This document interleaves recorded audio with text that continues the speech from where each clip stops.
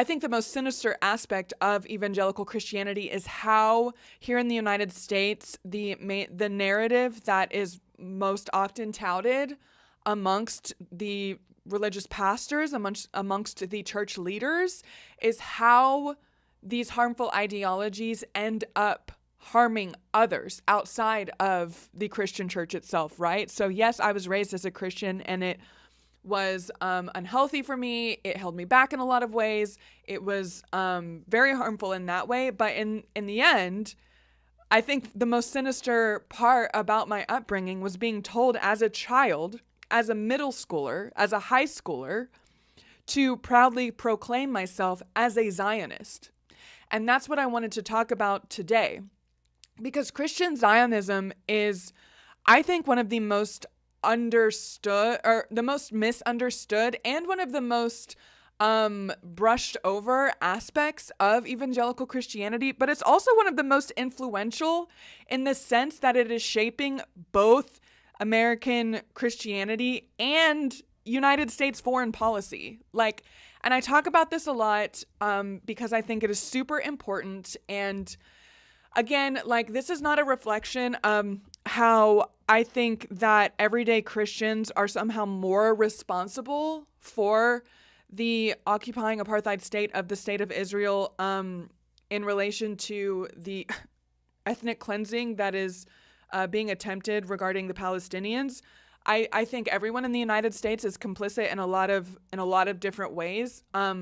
But the institution and the ideology of Christianity is being used to justify, I think, in a lot of ways, the expenditure of tax dollars to support the statehood of Israel at all costs.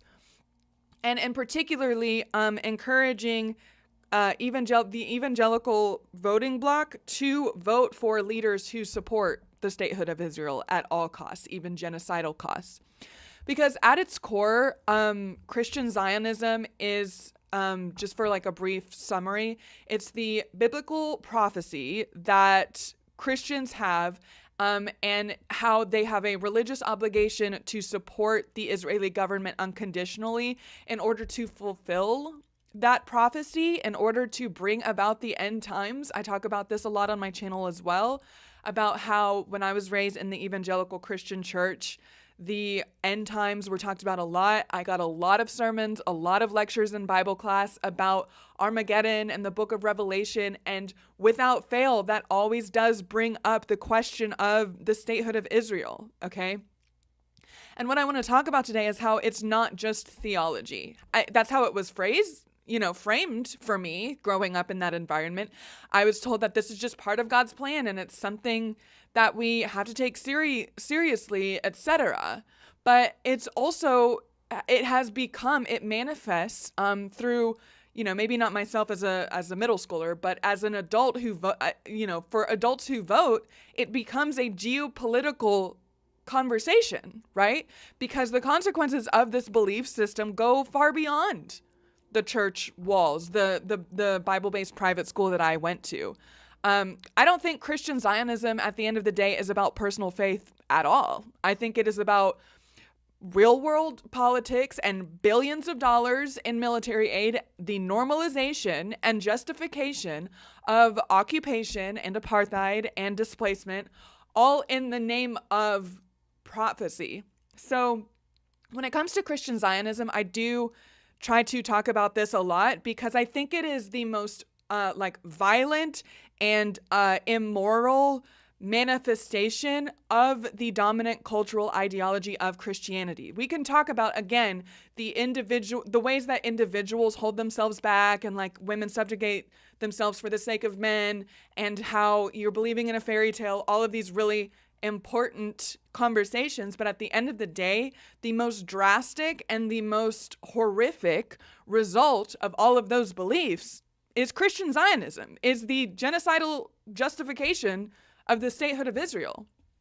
And the worst results are for the Palestinians, but Palestinians are not the only ones who are harmed by this. It's also, I think it is a very real threat almost to democracy and diplomacy and even just the idea of religious ethics for people who do want to stay religious, or maybe people who want to call themselves progressive Christians, or they want to adhere to these religious doctrines, maybe for reasons that have nothing to do with Christian with Zionism.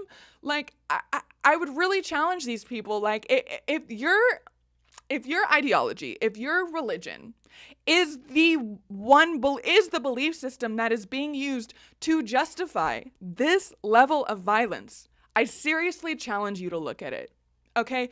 And just question if you want to be adhering to that. And I understand the argument of like, well, they're not doing Christianity right. Like, Jesus preached peace. Like, okay, but again, if the result of a belief system that might be so pure and innocent in nature can lead to such a serious level of violence and immorality, does that not make you question the root of that supposed innocence in the first place? Christian Zionism, and this is something that I've only recently started researching. I was not taught specifically about this interpretation of the Bible known as dispensationalism, but I'm learning more about this framework that became popular in the 19th century thanks to theologians like John Nelson Darby. And according to him, God has divided history into distinct dispensations, or like time periods of divine, of God's divine plan. And in this system, apparently the nation of Israel plays a starring role in the end times. And it wasn't framed to me as dispensationalism or these time periods in history other than just the end times, right? That was the only thing that we really talked about.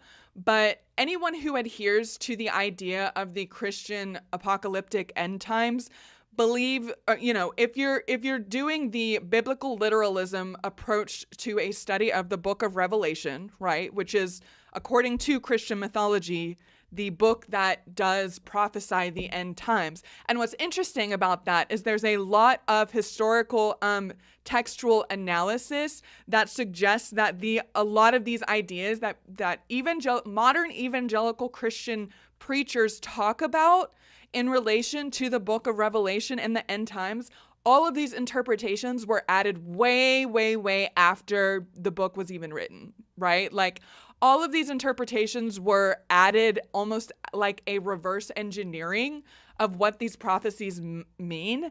And I mean, this is going to be no surprise to the majority of my audience, but, using biblical scripture and reinterpreting it over and over and over to suit modern times. Like, now people are reverse engineering how some of these scriptures obviously spoke about COVID. Do you know what I mean? Like, obviously the Bible predicted COVID, even though we literally never heard of anything like that before COVID happened. Like, stuff like that. There are so many, debunking videos and scholarly sources that talk about this. I'm not the first one to, but winding back a little bit, for those of the evangelical Christian church, which again is this is not a fringe belief. This is something that I think is really important, especially for people who grew up outside of the Christian church, to understand.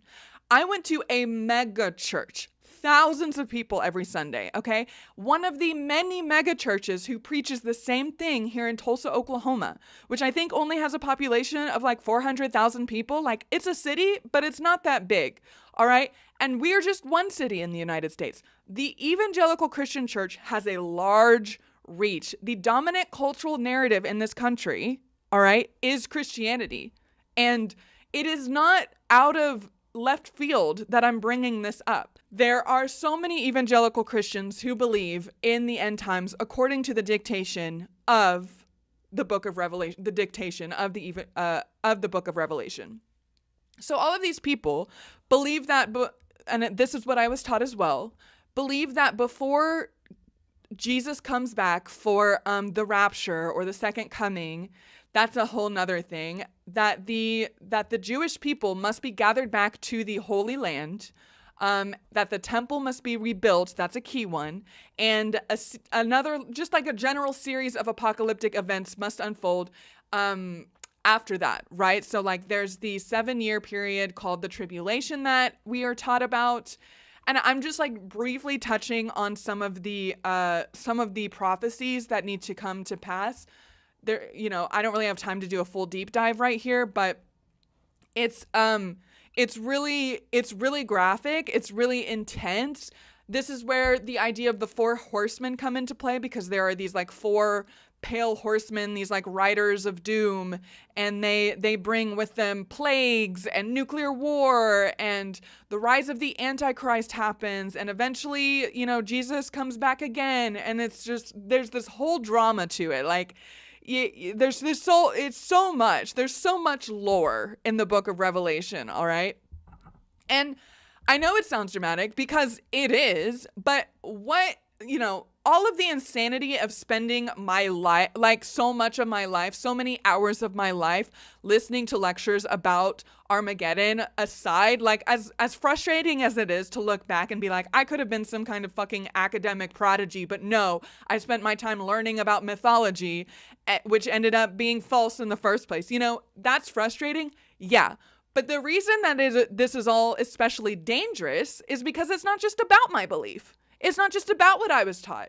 It's not just about what thousands and thousands of people are taught around this country. It is a political agenda. It is a geopolitical move. Because in the United States, Christian Zionism has become a dominant force, not just in evangelical culture, but right-wing evangelical culture. I talk about this all the time, about how people will tell me not to talk about both politics and religion, and I will turn that around and say, but that's how I was raised. I was raised in the evangelical Christian church, and I was indoctrinated into it hand in hand as I was indoctrinated into conservatism. There is so much about how forces behind the religious right in the United States actively used churches and televangelists and celebrity pastors and mega church leaders to sway the opinions of the church congregation for decades. And one of the results of that is the unwavering support for Israel. Then you have all of these political implications of the ideology, how Christian Zionists have lobbied for billions of dollars in military aid to Israel, whether they believe it or not. Like there are other motivations for the United States to have a stronghold in the Middle East that have nothing to do with the false mythology of Christianity. And I think a lot of the political leaders in power know that, and again, just use the voting power of the Christian congregation to get more and more money sent for their, agendas. And they've pressured politicians to move embassies, as we've seen. They oppose ceasefires because we need the conflict to escalate. Christianity needs the conflict to escalate in order to bring about Jesus' second coming and all of that. Like, it's honestly so insane.